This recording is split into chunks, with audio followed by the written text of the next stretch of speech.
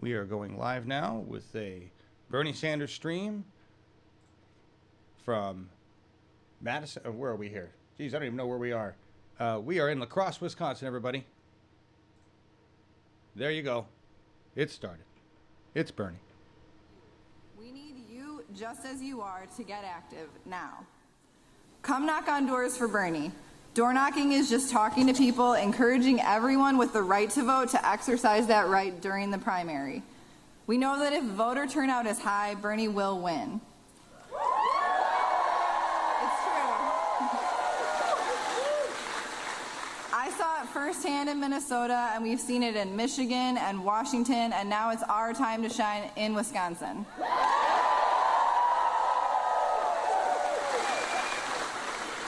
If you have enough time and flexibility to make it to this rally tonight, then you have enough time to door knock for a couple hours to increase voter turnout, and that could be what makes the win here. So don't just vote for Bernie, but volunteer too when it really counts. Only 5 days left until the primary. So who here is planning to vote for Bernie in the primary?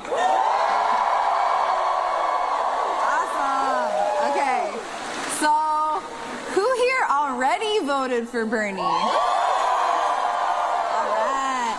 Yes. Okay, so early voting is the best way to avoid the voter suppression we've seen in other states' primaries.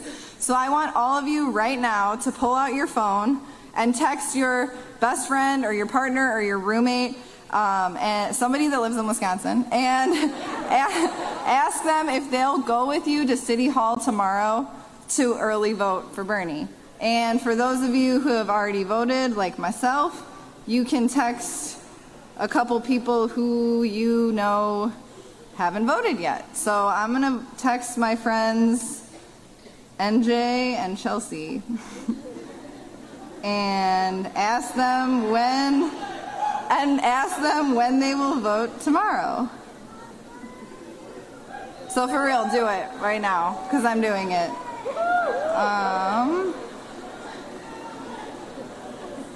Okay. This is some bad autocorrect. Okay, I did it, and I hope you all did it too. So now we've all got a plan to vote for Bernie, or we already voted for Bernie, and you're gonna bring a buddy to go with you too.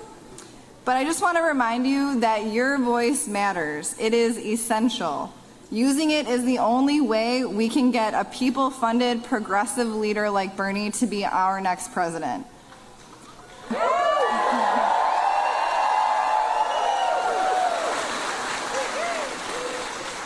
So after we win Wisconsin together, please stay connected with our growing grassroots community here, La Crosse for Bernie, so we can continue supporting Bernie all the way to the convention in July and onward to the White House.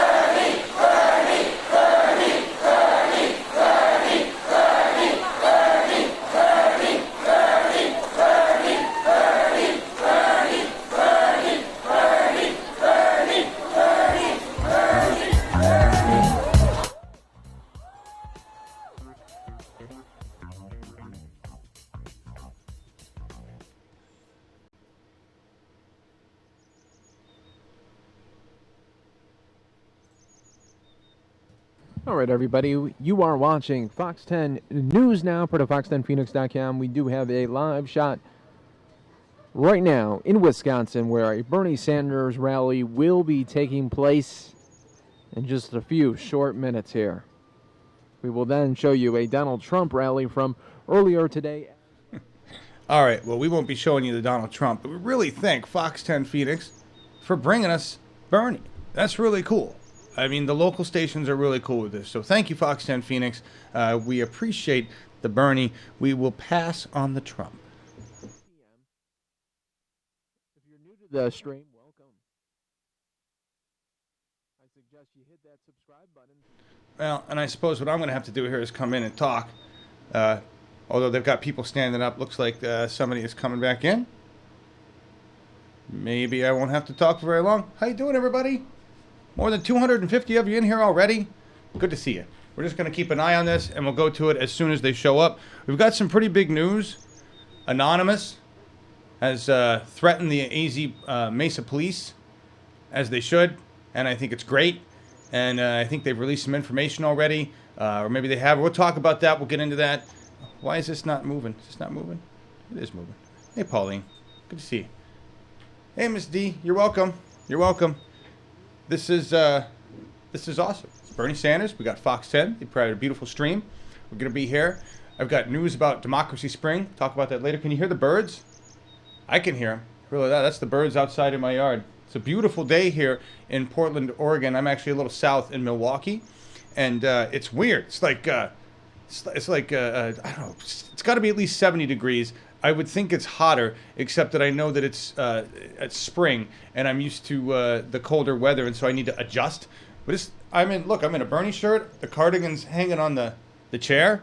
It's nothing's normal. See, we're waiting for them to start there. We got the guys. What are y'all saying in chat? I got the comments rolling. Hang on, let me find the chat. Yikes, I didn't even have the chat up. We've got the anonymous video. If you haven't seen it, go to that. Go get that video. That's going to be awesome. Bernie up in polls in Wisconsin. He's looking good there. We're very excited about that. Thank you, Ms. D. I appreciate that. It is a nice shirt. It's I got this early on when they were first starting to do the shirts, and then I realized that I always wanted to wear the. I like wearing a sweatshirt. It's just me. I need to get a Bernie sweatshirt. I really do. I do. Hi, everybody. Hi, Judy. Lightning Larkin. Mind Mowing. Brett. Lowe. Melissa. Dallas. Susan. Sum Ting Wong. Smokey McGee. NAGP Gup. Hi, everybody. I'll read through some of your names. Nice to see you. I like reading your names. I like trying to get to know who you all are. We're together here, right? This is a family event. And as the momentum builds, as more and more people feel the burn, I think that message becomes more clear that we're in this together. We've got a planet to save.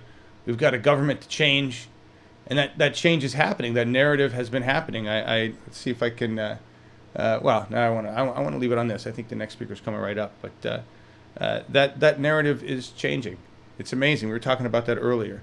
I will tell you this: things are going to be a little weird. They might be a little weird if this runs over. I have a conference call for Democracy Spring that I have to be on at 6 o'clock, and that is in less than an hour. That's in 50 minutes. So I'm hoping Bernie shows up like next or very soon, and we get into the burn.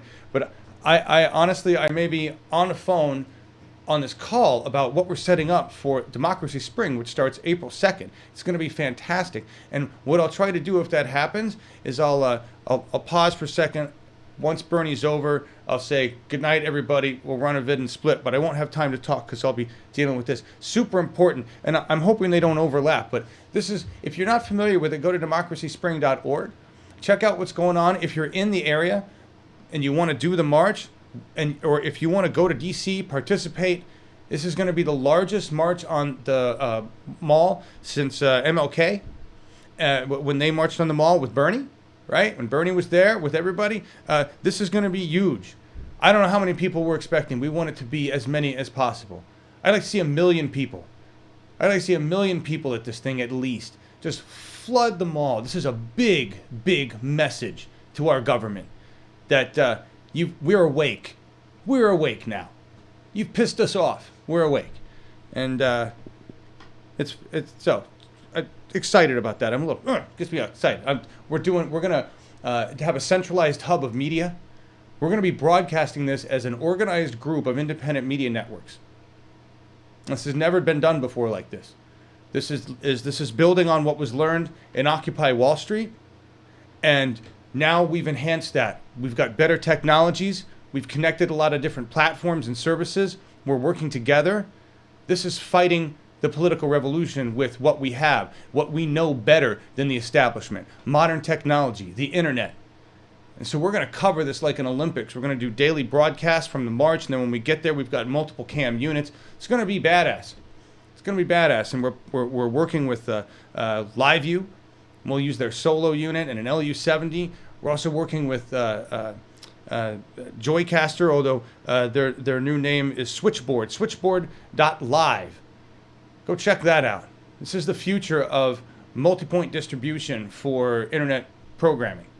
And we're putting all these things together. Place a vote right there. That's awesome. Place a vote is the foundation for a modern democracy, one that you and I can participate in. We're working with them. Everything's coming together. That's what's so badass about right now, is that the ground forces, not just the ground, we've got the ground forces making sure Bernie is going to be the next president, and that's working beautifully. And then we've got everything else, the technology, the grassroots. The grassroots effort is building this beautiful, beautiful people-powered machine with incredible technologies. We're going to transform our government. We're going to transform our planet in a massive paradigm shift, going from the old, which was about, oh, somebody's talking. I should shut up and get to their talking. Sorry, guys. Here we go. Here we go, everybody. Comes out here because I have the honor of introducing the president of the Ho-Chunk Nation. Woo! That's right. So without further ado, President Willie Cleveland.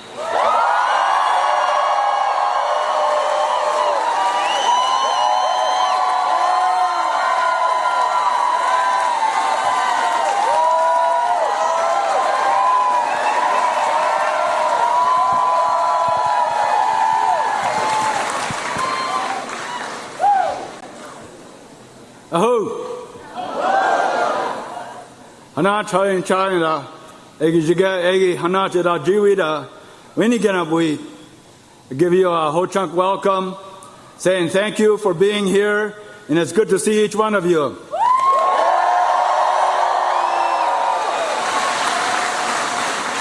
I've been given the privilege and the honor to introduce our special guest to southwestern part of Wisconsin, a portion of the Ho-Chunk Nation.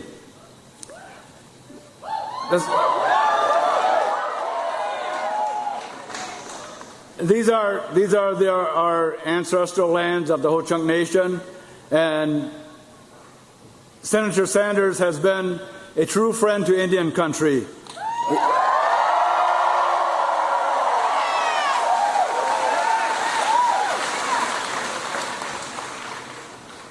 Just like indigenous people throughout the United States, Senator Sanders is also a steward of the land. He shares our ideals, our thoughts on protecting our environment, particularly in the state of Wisconsin.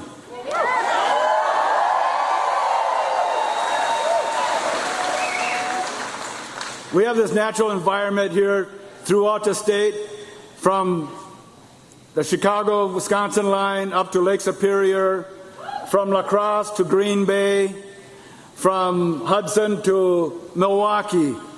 All that is God's land. And the Ho-Chunk Nation, as stewards of the land, we protect and want this natural beauty that we have here to stay forever, for generations, for our future generations. And this is the same thought that Senator Sanders has in wanting to be the President of the United States.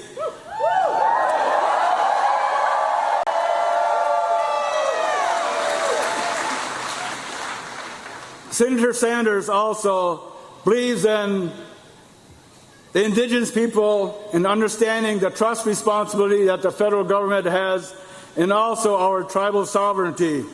And with this good thought and good feeling that he has for our indigenous people, I'd like you all to give a warm, thankful, hearty welcome for presidential candidate from Vermont, Senator Bernie Sanders.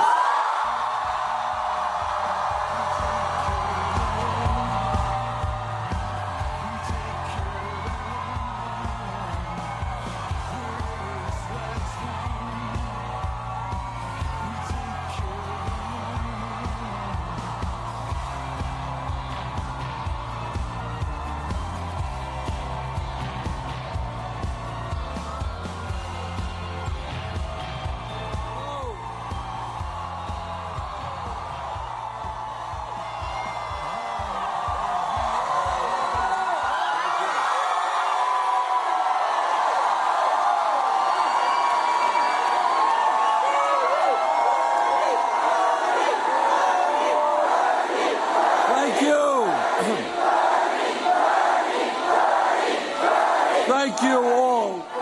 What an extraordinary turnout tonight. Thank you so much.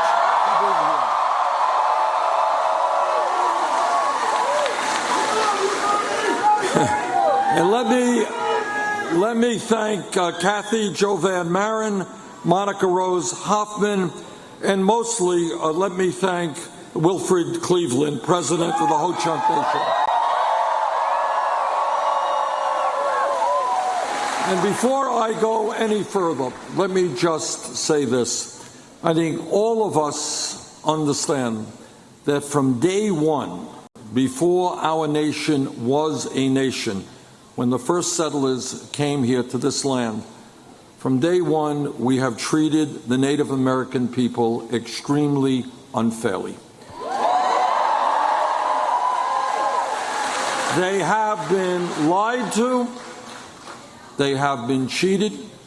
Treaties that were negotiated between the government and the Native American community were often abrogated.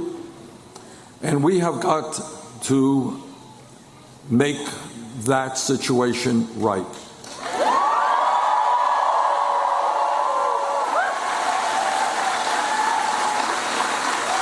We owe the Native American community a deep debt of gratitude that we can never repay, because they have taught us so much.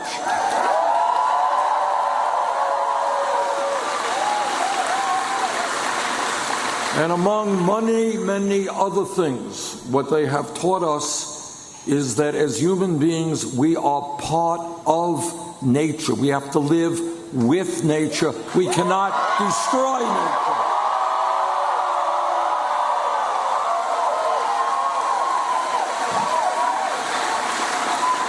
And if elected president, our government's relationship to Native American communities around this country will fundamentally change.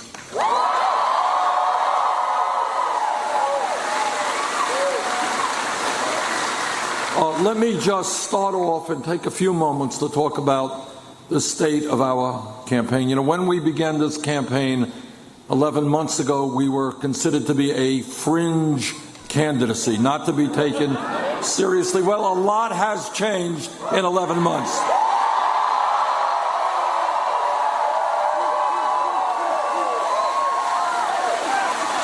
In the last few weeks, we have won 6 out of the 7 caucuses and primaries.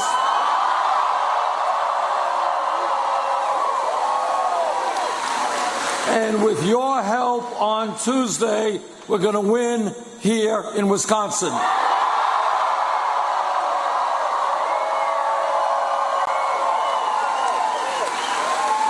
When we began this campaign, we were 60 or 70 points behind Secretary Clinton. A poll last week had us 1 point up.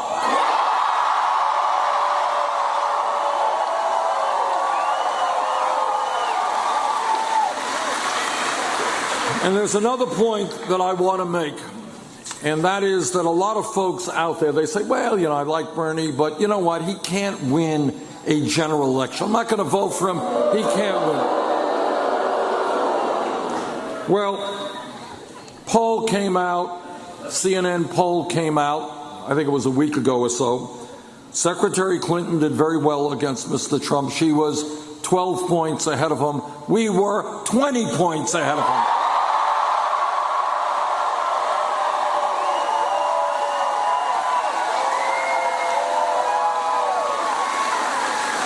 But it is not just that poll, it is almost all of the polls. And just today, right here in Wisconsin, poll came out.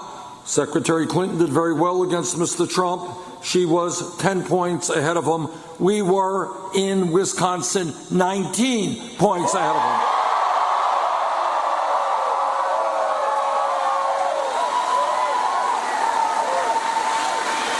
So please do not allow your friends to say, well, you know, Bernie can't win the general election. We can win. We will win.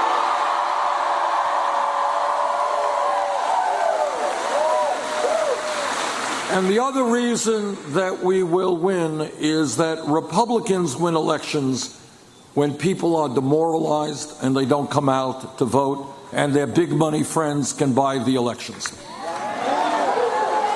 Progressives and Democrats win elections when people are excited, energized, and mobilized.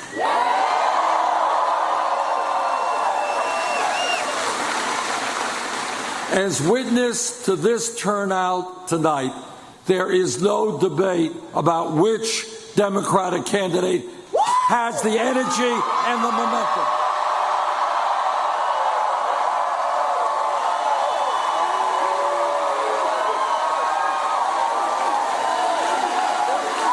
And what that energy and enthusiasm will translate into in November is a huge, you got it,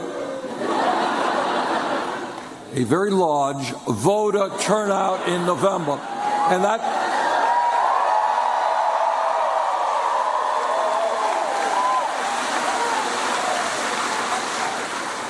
let me also mention to you something that no other candidate will tell you, and that is that given the nature of the crises that we face today, given the nature of political and economic power that exists today in our country, and that means the power of Wall Street, which has endless supplies of money, large campaign donors who really influence a lot of what goes on in Washington, corporate America who will shut down a plant in Wisconsin if they can make $5 more by going to China. All of that. The only way we really transform America is when millions of people stand up and fight back and demand a government that represents all of us.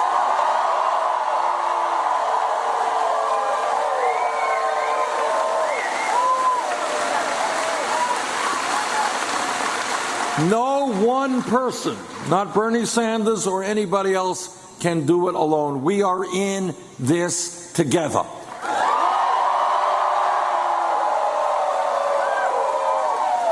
So I will need your help not only on Tuesday, I will need your help the day after the general election and the day after I take office as President of the United States.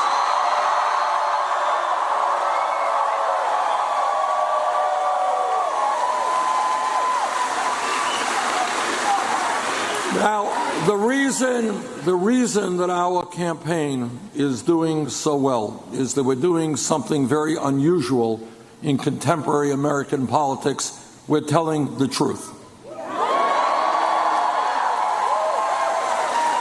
Now, what politics is largely about is doing polls, knowing what people want to hear, and then telling them what you think they want to hear.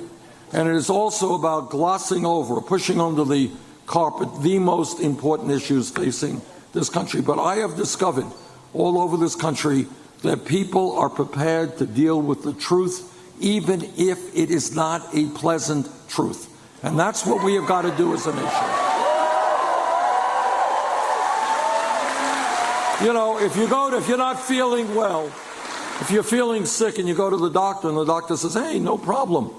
You leave the doctor's office and say, I'm feeling sick. There is a problem.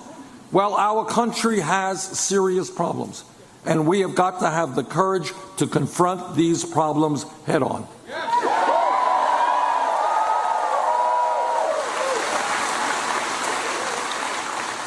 And let me begin by touching on what I think is one of the major crises that we face. And that is that today, and I say this without any joy in my heart, today we have a campaign finance system which is corrupt and undermining American democracy.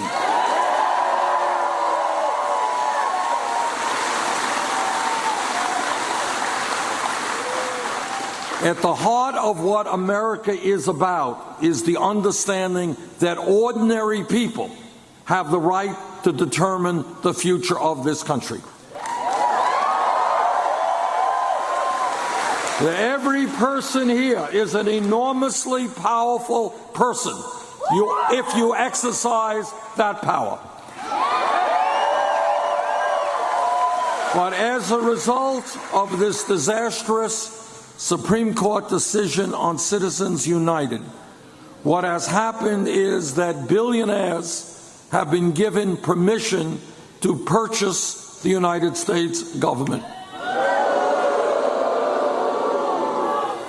What this campaign is about is asking the American people to think outside of the box, outside of the status quo, not to believe that what exists today has to exist 5 years from today or 20 years from today. And one area that we can and must make change is to overturn Citizens United so that big money interests do not buy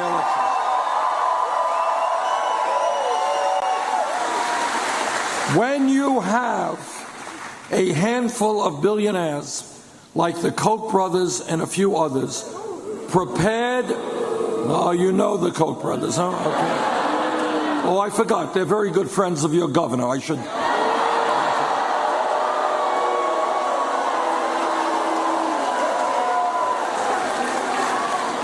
But when you have a handful of billionaires prepared in this election cycle to spend some $900 million trying to elect candidates who represent the rich and the powerful, what that is about is not democracy, that is oligarchy, and we will not accept that.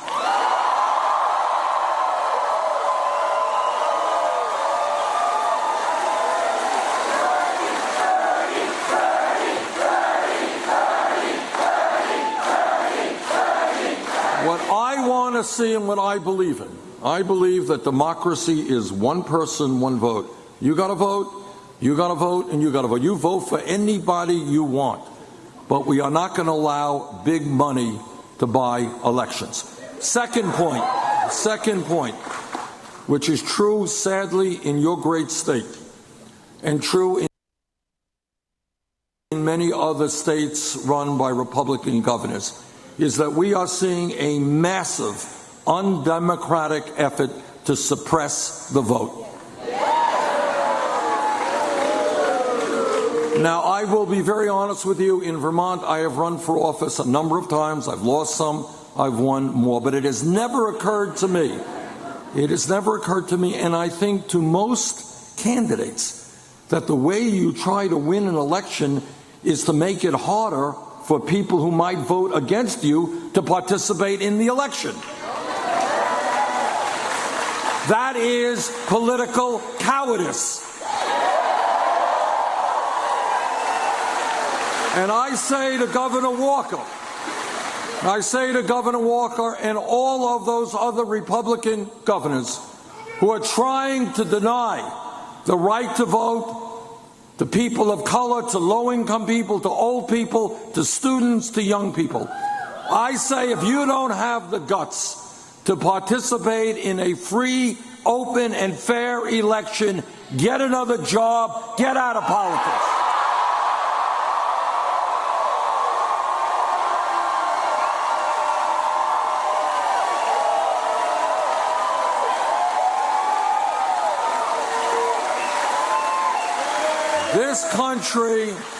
This country has one of the lowest voter turnout rates of any major country on earth. Our job is to bring more people into the process, not push people out of the process.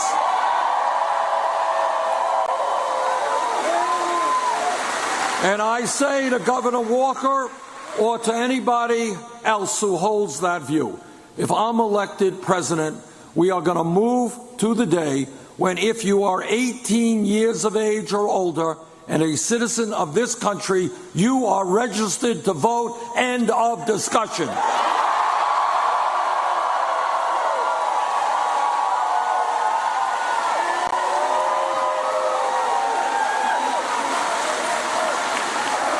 But it is not just a corrupt campaign finance system and the effort of many Republican governors to suppress the vote that we have to worry about. We also have a rigged economy. A rigged economy is an economy in which today the top 1/10 of 1% now owns almost as much wealth as the bottom 90%. A rigged economy is an economy in which the wealthiest 20 people own more wealth than the bottom half of America, 150 million Americans. And here is an example of what a rigged economy is about. Anyone here know who the wealthiest family in America is? The Walton family that owns Walmart. Walmart is the largest private sector employer in America. Walmart pays wages that are so low that many of their workers are forced to go on Medicaid, food stamps, and subsidized housing. Do you know who pays for those food stamps, Medicaid, and subsidized housing? You do. A rigged economy is when the working people of this country have to subsidize the wealthiest family in America.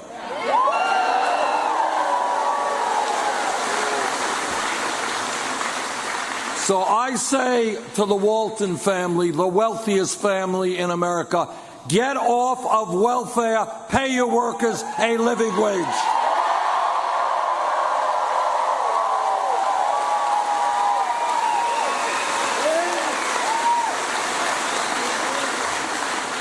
But it's not just a corrupt campaign finance system that we have to address.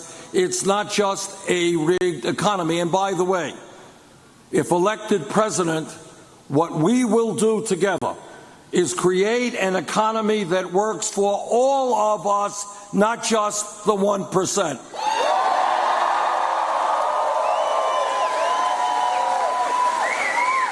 It is not appropriate, it is not right that in families all over this country, you got mom working crazy hours, dad working crazy hours, kids working.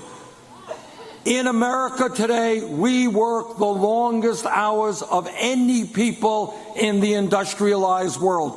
Japanese, very hard workers, we work longer hours than do the people of Japan. And yet at the end of all of that labor, 58% of all new income goes to the top 1%. That is not acceptable.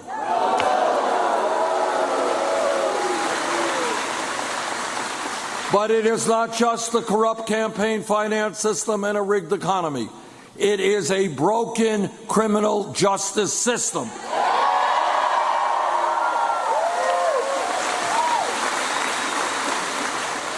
This campaign is about thinking outside of the box. Think about this. This is the wealthiest country in the history of the world, yet we have more people in jail than any other country on earth. More than China, 4 times our size. We have 2.2 million people behind bars. We're spending $80 billion a year to lock up fellow Americans and destroy lives. We can do better than that.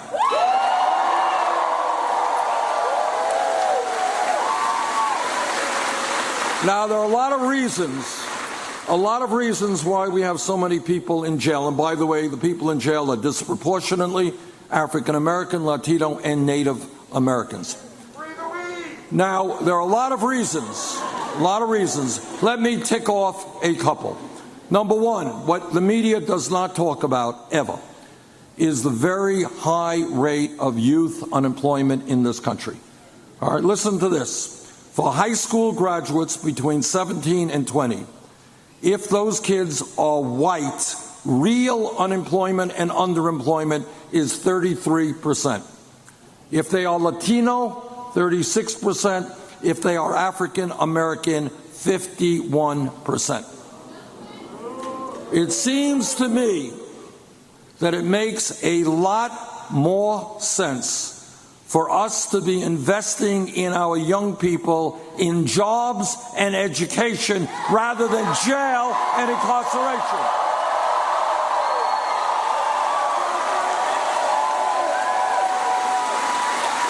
We have got to give those young people constructive opportunities, not simply allow them to drift off into petty crime and end up in jail. Second of all, when we talk about our criminal justice system, we need major reforms in how local police departments function. I am tired. All right, we have a medical issue? Okay, can we get a medic over here? Medic? We have a doctor or an ETM? Okay, take a break for a minute.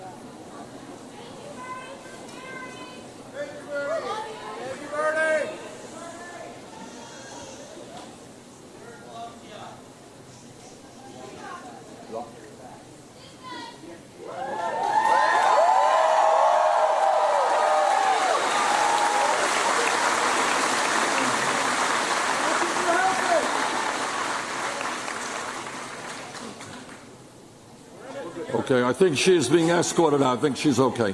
Okay, good. All right. Thank you all for your patience.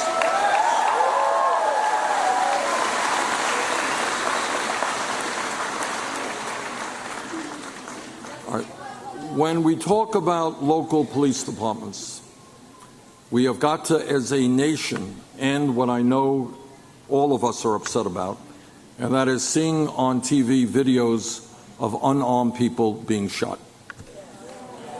That's not what should go on in America. Now, I was a mayor for 8 years. I've worked with police officers in my state all over this country. Vast majority of police officers in this country are honest, hardworking people doing a very difficult job.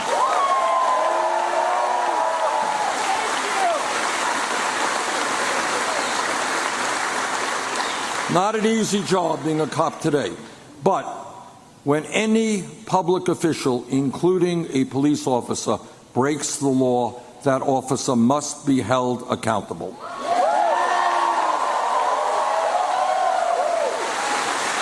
We have got to demilitarize local police departments. We have got to make police departments look like the diversity of the communities they serve. We have got to end corporate ownership of prisons and detention centers.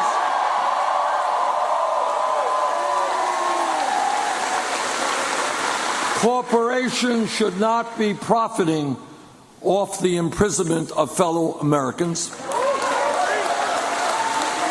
We have got to take, and this is controversial, but in my view, we have got to take a hard look at the war on drugs.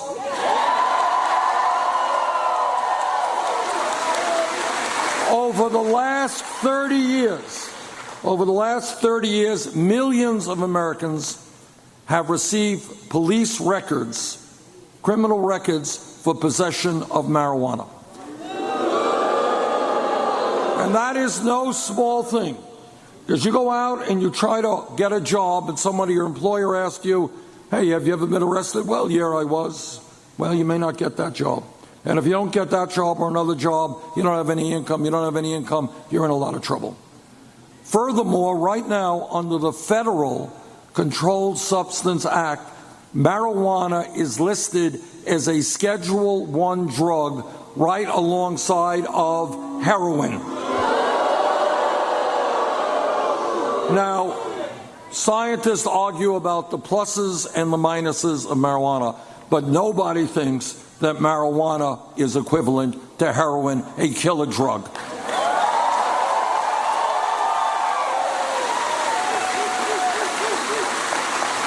And that is why I have introduced legislation to take marijuana out of the Federal Controlled Substance Act.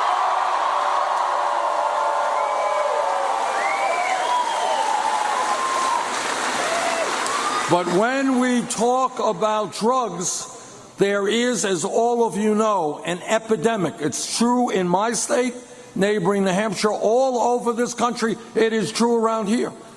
An epidemic of heroin addiction, opiate addiction, and people are dying every day from overdoses. Now, in my view, this is a national crisis. And to address it effectively, what we have got to understand is that substance abuse and addiction must be treated as a health issue, not a criminal issue.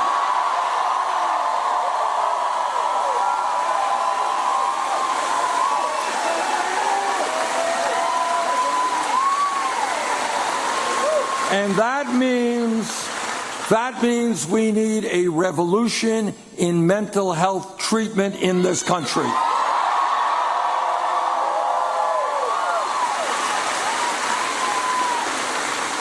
People must be able to get the treatment they need when they need it, not 6 months from now.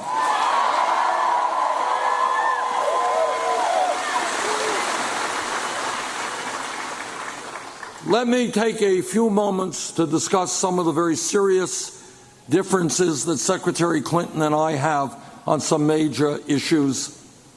And let me begin by talking about a very important issue, and that is how we raise funds for our respective campaigns. The truth is, sad to say, that it requires hundreds of millions of dollars, if not more, to run a winning national campaign for president. It's unfortunate, it is true. When we began this campaign, we had to make a very simple decision. Do we do what every other campaign does, and that is start a super PAC and beg billionaires in Wall Street for their money? Well, we agree with you. And after about 1/10 of 1 second of thought, we said we don't represent Wall Street, corporate America, the drug companies, or billionaires. We don't want their money. We'll do it without them. And what we have done is really, to be honest with you, has blown my mind. Never in a million years would have dreamed it would happen. In 11 months, we have received over 6 million individual campaign contributions. 6 million, that is more than any candidate in the history of this country at this point.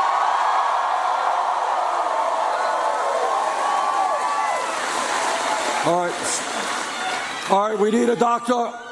Is that a doctor? Medic. Oh, God. All right. Doctor. All right, can we get a medic over there?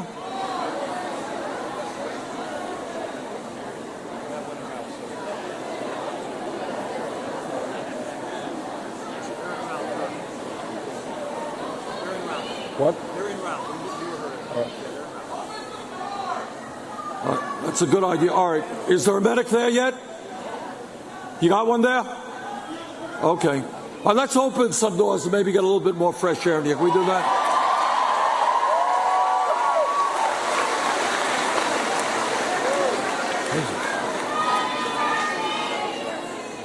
All right. Is somebody there?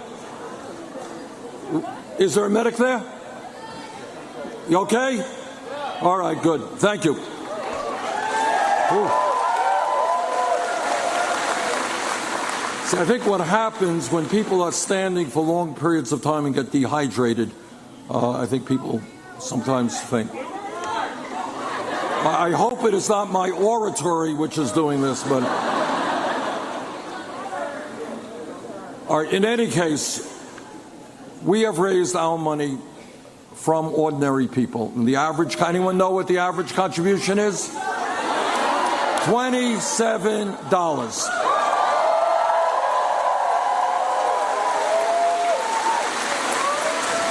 That's pretty good. All right, everybody, we are breaking in, take you live images from Tulsa, Oklahoma, where there is a tornado on the ground. We are covering this live here for you on the Fox 10 News Now stream.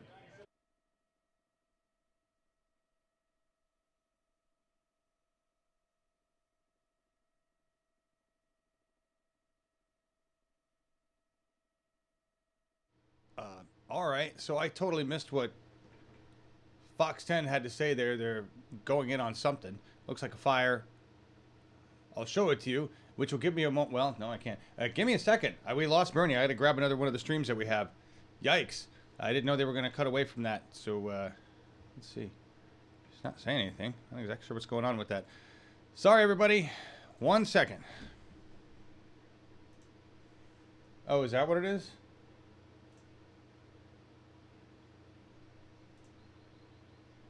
Thank you. All right, thank you. Including $15 million from Wall Street. In addition to that, there we go. Secretary Clinton has given a number Thank you, News Universe. Behind closed doors to Wall Street for $225,000 a speech. Now, what I think is if you're going to give a speech and get paid $225,000, it must be a brilliant, extraordinary speech. It must be a speech for $225,000 that will probably solve all of the world's problems. It must be a speech written in Shakespearean prose. And therefore, I think those speeches should be released to the American people.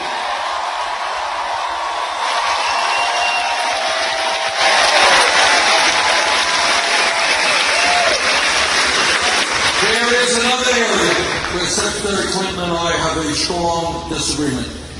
Now, this is not a sexy issue. The media doesn't talk about it at all, or very little. But that is the impact that our disastrous trade policies, NAFTA, permanent normal trade relations with China, and other trade policies have had on Wisconsin, have had on Vermont, have had on America. And the fact is, that over the last 30 or so years, we have lost millions of decent paying jobs because corporate America, the people who wrote these trade agreements, prefers to shut down in this country, move abroad, pay people pennies an hour, and bring their products back into this country. Let me give you just a few examples of how disastrous trade policies have impacted the state of Wisconsin. 2008, General Motors shut down its manufacturing plant in Janesville, destroying thousands of decent-paying jobs and moving to Mexico, where workers get paid a fraction of wages. The United States shut down its plant in Milwaukee, Mexico, and get workers into an hour.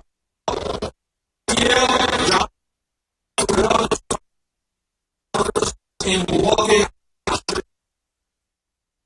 China.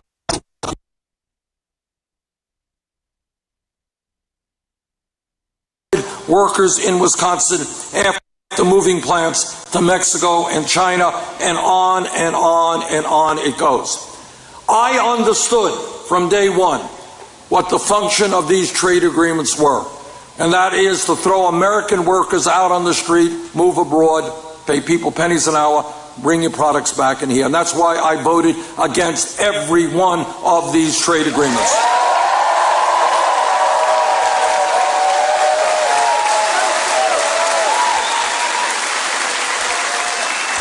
Secretary Clinton supported virtually every one of these trade agreements. All of you know that one of the important jobs of a president is foreign policy, issues of war and peace. In 2002, I was in the House. Secretary Clinton was then a senator from New York. We both listened to what President Bush and Dick Cheney and Don Rumsfeld had to say. I listened closely. I didn't believe them. I voted against the war in Iraq.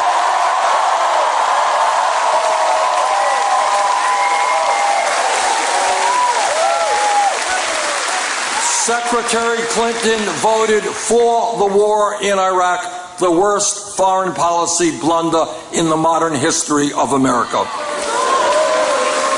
Right now, one of the looming crises facing our country is whether or not we're going to have an adequate supply of fresh water in our country and around the world. We are looking at a major water crisis. I do not support fracking.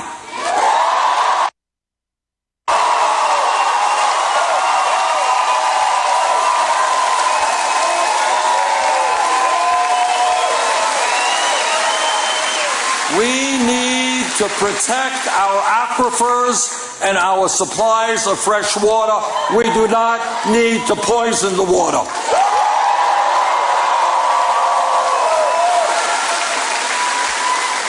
Secretary Clinton has a very different perspective. This campaign is doing well because we are listening to ordinary Americans, not billionaire campaign contributors. We are listening to workers. And despite what Governor Walker may think, working people cannot make it on $7.25 an hour minimum wage.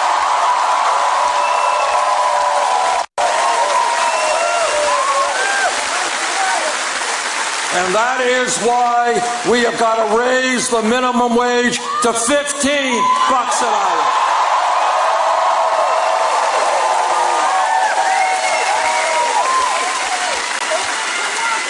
This campaign is listening to women.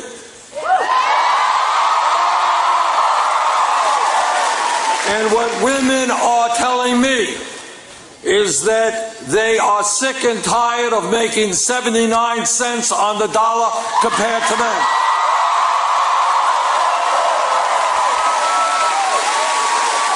And I know that every man here will stand with the women in the fight for pay equity.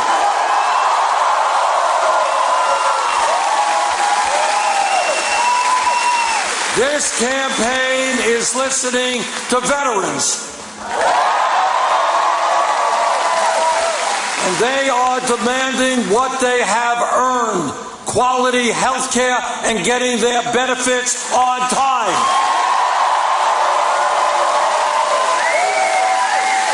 This campaign is listening to senior citizens who tell me they cannot make it on $11,000 or $12,000 a year Social Security. And that is why together we are going to expand Social Security benefits. This campaign is listening to young people.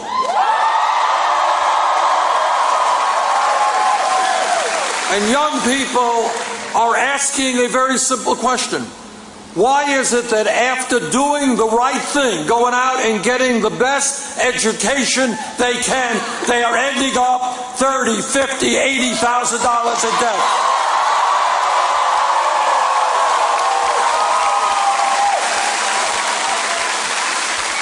And in some cases, it is taking them decades to pay off that debt. That is crazy stuff. And I want you again to go outside of the status quo, go outside of the box, and ask yourself, everybody here knows that education and learning is an inherent part of being a human being. Everybody here knows that we live in a competitive global economy, and if our country is to do well, we need the best educated workforce in the world.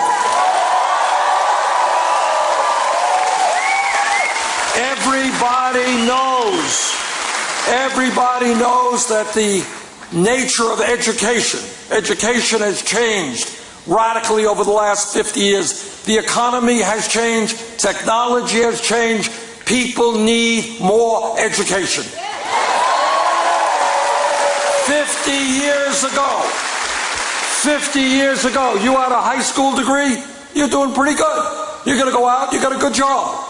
Today, in many respects, a college degree is the equivalent of what a high school degree was 50 years ago. And that is why, when we think about public education today, it is no longer good enough to talk about the first grade through the 12th grade.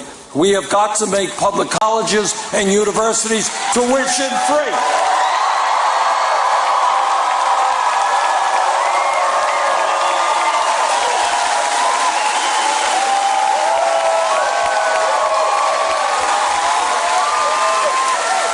This is not a radical idea. It is a common sense idea. It exists in Germany. It exists in Scandinavia. It exists in other countries. And if they are smart enough as countries to invest in their young people, making sure that all of their young people who have the ability and the qualifications can get a college education, we can do the same.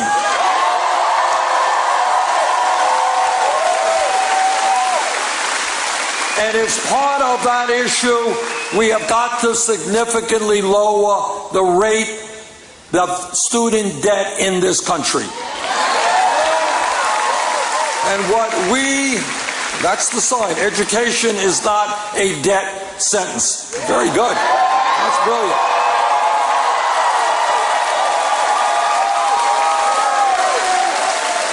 You said it a lot more succinctly than I did.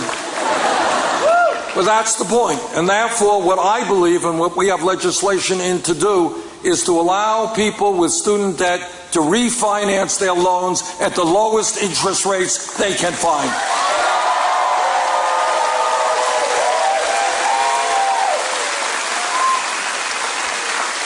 Many of my critics say, well, Bernie, you're Santa Claus, you're giving away free stuff. How are you going to pay for it?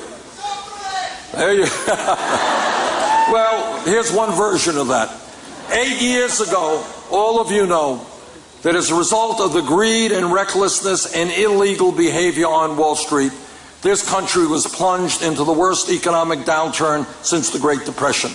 And what did Congress do when the billionaires on Wall Street went crawling to them? They bailed them out.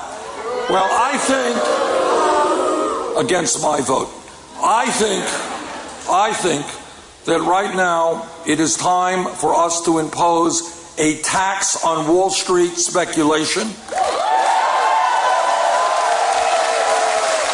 which will bring in more than enough money to make public colleges and universities tuition free and to substantially lower student debt in this country.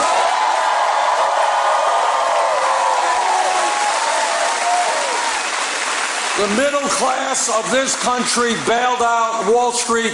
Now it is Wall Street's time to help the middle class of this country.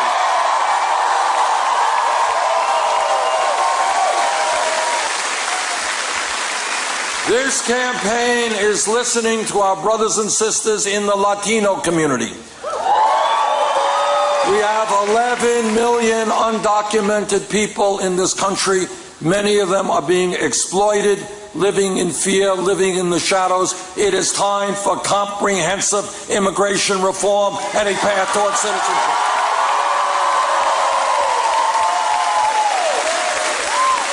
This campaign is listening to our brothers and sisters in the African American community. And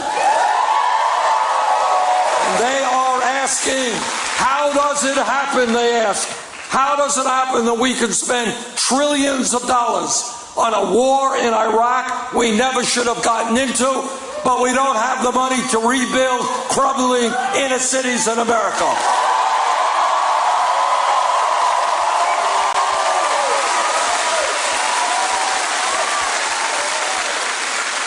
This campaign, as I mentioned earlier, is listening to the Native American community.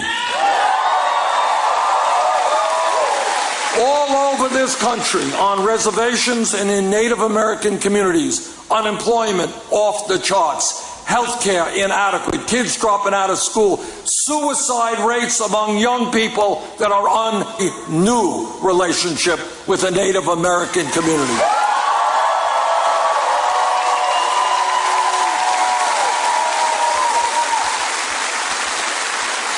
I am a member of the U.S. Senate Committee on the Environment, and let me report to you, having spoken to scientists all over our country, all over the world, the debate is over. Climate change is real.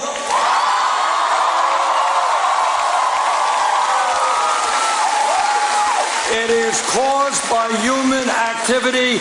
It is already today causing massive problems in this country and throughout the world. We have a moral responsibility to leave this planet in a way that is healthy and habitable for our kids and our grandchildren.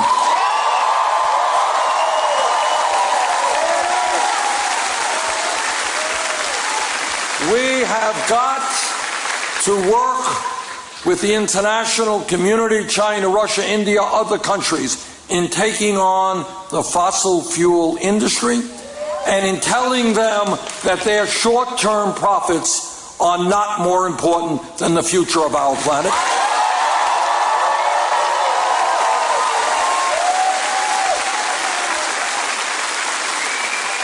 We can and we must transform our energy system away from fossil fuel to energy efficiency and sustainable energy.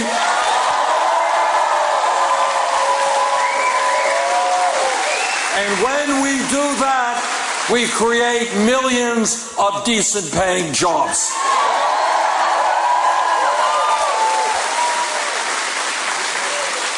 When you think outside of the box, when you think outside of the status quo, then you ask yourself a simple question. How does it happen that there is just one major country on earth, one major country that does not guarantee health care to all people, and you are living in that country?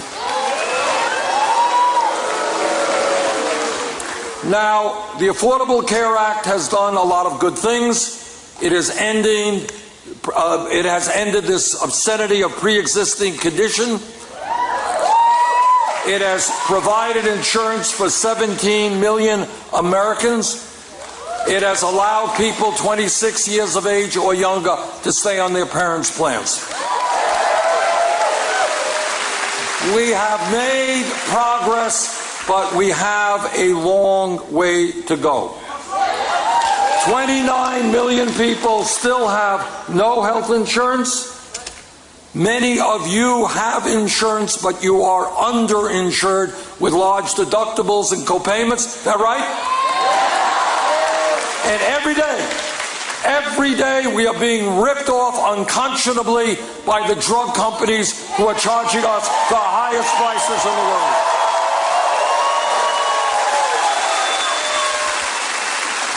If you want to hear about crazy, crazy is 1 out of 5 Americans not being able to afford the prescription drugs their doctors prescribe. That's crazy. Crazy is senior citizens dividing their pills up in half because they can't afford to buy the medicine they need. Crazy is veterans being charged $1,000 a pill for a good hepatitis C cure. That's crazy. I have said this before and I've been criticized for it, so let me say it again. Get that sign up there, young lady. Where is it? That's right. Health care is a right, not a privilege.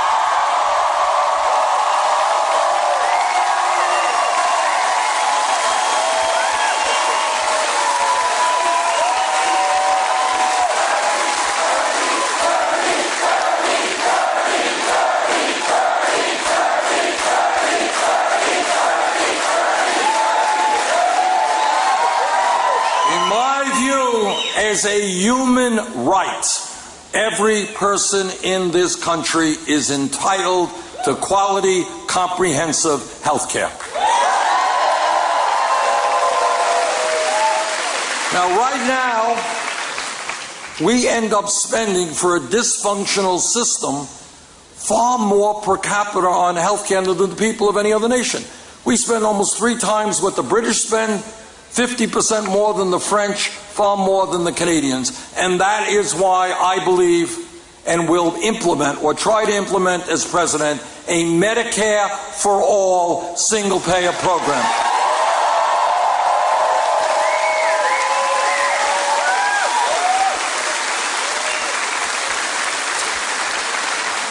Everybody here knows that real change, I'm talking about real change, never occurs from the top on down. It always occurs from the bottom on up. It always occurs throughout our history when millions of people look around them and they say, the status quo is unacceptable, it's not working, we demand change. Go back 100 years ago or longer, and workers had no power at all. They were working 7 days a week, 14 hours a day. They could be fired for any arbitrary reason. They were underpaid. Working conditions were terrible. And what they said is, we need dignity on the job. We will form a union.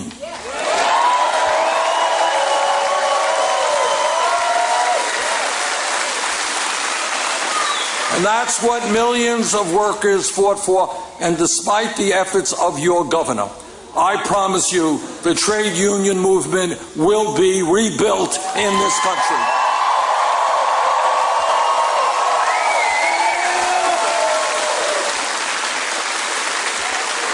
For hundreds of years, African Americans and their allies fought together to end racism and segregation and bigotry in this country. And many of them, whose names we will never know, were killed in that struggle, went to jail, were beaten, were lynched.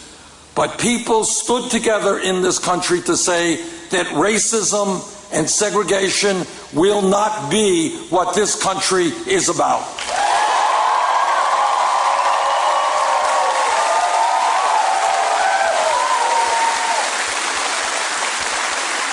People don't appreciate this, but 100 years ago, which is no time at all from a historical perspective, 100 years ago, women in America did not have the right to vote, could not get the education they wanted, could not do the jobs they wanted 100 years ago. And yet women stood up, and with their male allies, they said that women in America will not be treated as second-class citizens.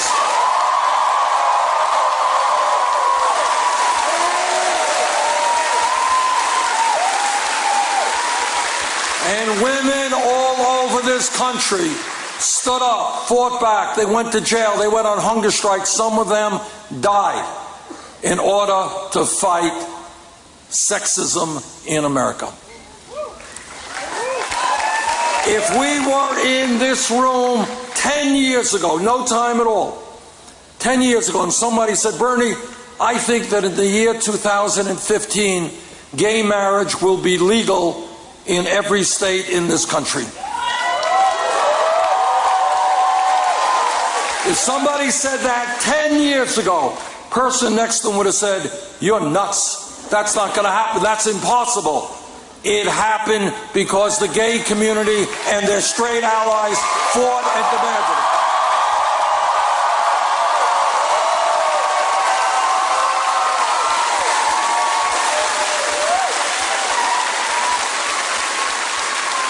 If we were here 5 years ago, no time at all, and somebody jumps up and says, "You know, Bernie, there's $7.25 minimum wage. This is a starvation wage. It's really awful. We have got to raise the minimum wage to $15 an hour." You know what would have happened? Person next to them would have said, "You're crazy. $15? You want to double the minimum wage? That's impossible. You're too radical. It can't happen. You got to do things a lot more slowly. Go to $8. Go to $9. You can't do $15 an hour." Seattle, $15 an hour. San Francisco, Los Angeles, $15 an hour. Oregon, California, $15 an hour. What is my point? My point is that when we stand together, that when we don't allow the Trumps of the world to divide us up, when we look at the status quo and we say it is not working, it has got to change. Yes, we can change it.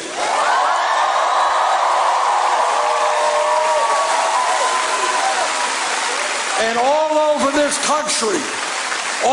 this country, from California to Vermont and right here in Wisconsin and every place else, people are looking at the status quo and they're saying, why do we have to have more income and wealth inequality than any other country? Why are we the only major country on earth that doesn't guarantee paid family and medical leave? Why do we have the highest rate of childhood poverty of almost any major country? Why are young people leaving school $50,000 in debt? Why are we the only major country not to guarantee health care to all of our people? Why are we not effectively combating climate change? Why is our infrastructure crumbling in front of our eyes? And people are looking around them and they're saying, the status quo is not good enough. We need real change.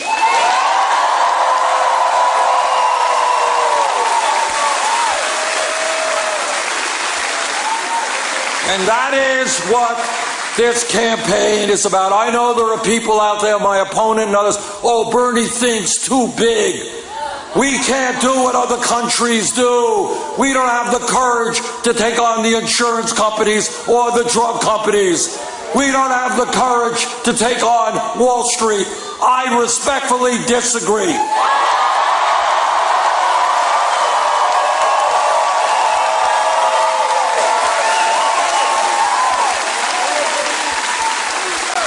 Now, Donald Trump will not become president of the United States. That I can assure you.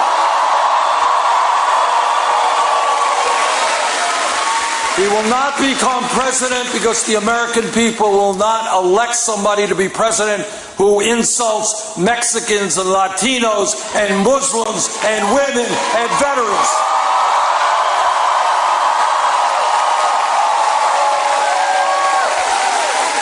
The American people understand that when we stand together and not let people divide us up, that togetherness and unity will always trump divisiveness. The American people understand that what this country is about is standing with each other. My family helping your family helping my family.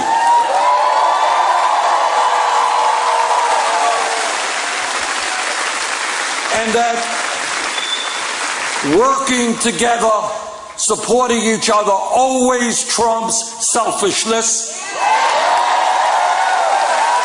And most importantly, the American people understand what every major religion on earth has taught us, is that at the end of the day, whether that religion is Christianity, Judaism, Islam, Buddhism, whatever it may be, at the end of the day, love trumps hatred.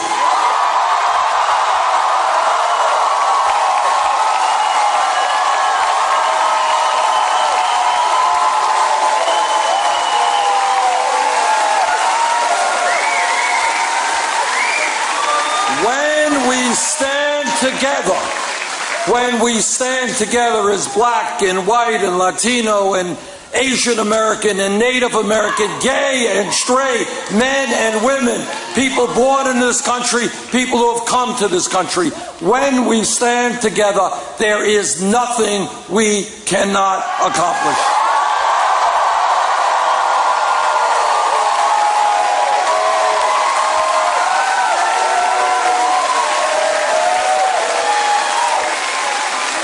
On Tuesday, there is going to be a very important primary election here in Wisconsin, and here is the simple truth. We will win if the voter turnout is high.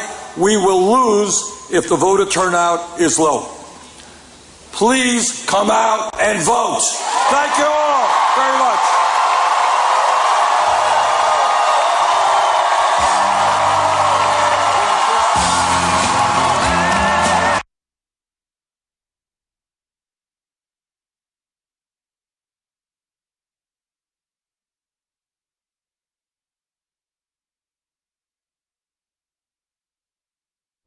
Well, everybody, that was Bernie Sanders, and that stream ended very abruptly. That was Bernie Sanders from La Crosse, Wisconsin. That was an amazing speech, as always. Fantastic crowd, and I am going to end this really, really short because I am in the middle of that awesome call, and I really want to do that call. And I know there's a lot of people here, but what you got to know is that there's a revolution going on. There's a revolution happening right now, a political revolution. We're winning it. We're winning right now. It's happening all around the world. We are transforming our world, starting with this place right here. And I'm going to have a lot of exciting news for you tomorrow. So join me tomorrow for the newsroom, 9 a.m. Pacific, noon Eastern. And we will talk about that. I'll let you know what's going on. I'll have a lot more details about Democracy Spring. I know we've got Bernie somewhere, and we have that awesome Bernie in the Bronx in the evening. That's at 7 p.m. Eastern. And then after that, we have We the People with Ken Clark, who was in Arizona for the shitstorm that happened the other day, where the people stood up and finally said to legislators, we're pissed. This is not okay. And we're going to talk about Anonymous, who just threatened, threatened the AZ Mesa police. And I think it's fantastic. Blow them out. This is how the people fight back against a government that has just gone completely out of control. And it's time to rein in the people that work for us. And that's what we're doing. So we're going to go out with, if it loads, we're going to go out with this really nice, it's short, it's beautiful though. This is the bird scene. This is the bird scene with Bernie. And we're going to go out with this. So hang on 1 second. Here we go, everybody. That if he or she does their schoolwork seriously, does well, takes school. Hey, look there! It's a bird!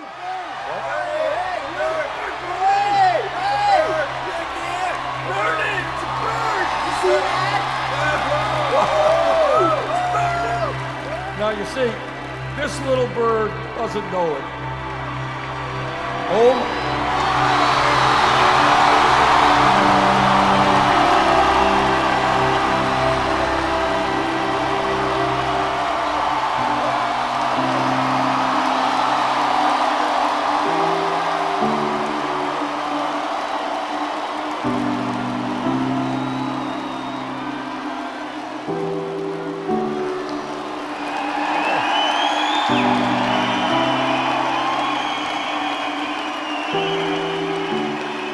I think there may be some symbolism here.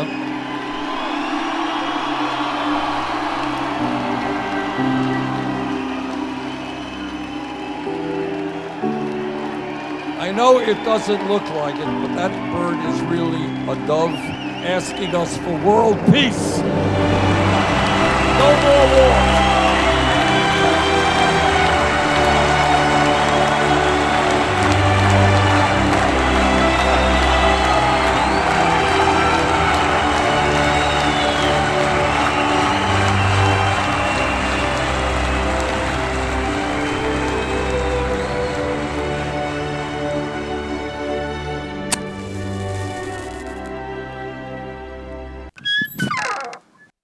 Huge